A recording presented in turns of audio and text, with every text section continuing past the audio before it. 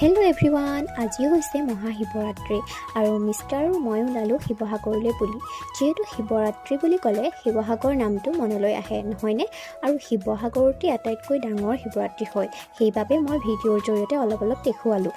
আৰু তাৰপিছত আমি মেলালৈ সোমাই গ'লোঁ। মেলালৈ সোমাই গৈয়ে দেখিলোঁ ইমান যে ফুলি আছে, বাপৰে! ফুলি চাওক না, ওপৰৰ পৰা তললৈকে কেৱল মাত্ৰ 20 টকাত। যিহেতু গৰম বেছিকৈ পৰিছে গতিকে লৈ আইচক্ৰীম আৰু খাই ল'লোঁ। আৰু এইফালে চাওক না, অসমৰ কিমান জিলাৰ পৰা যে মানুহ আহিছে বুজাব নোৱাৰোঁ সেয়া। তাৰপিছত আমি দুয়ো দলৰ ভিতৰত সোমালোঁ আৰু সেৱা ল'লোঁ যাতে বছৰটো ভালে কুশলে যায়। শিৱসাগৰলৈ গ'লে এই ঠাইখিনিত যদি নৰখোঁ মনটো কিবা শান্তি নালাগে। ইমান শান্তিময় ঠাইখিনিত আমি দুয়ো অলপমান সময় তাতেই ৰ'লোঁ।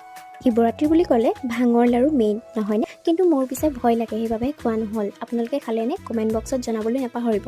তাৰপিছত চুলিখিনি যিহেতু অলপ বেয়া হৈ গৈছিল সেইবাবে বা এজনী পাৰ্লাৰতে স্পা কৰিলোঁ। তেন্তে আজিলৈ আহোঁ, বাই বাই।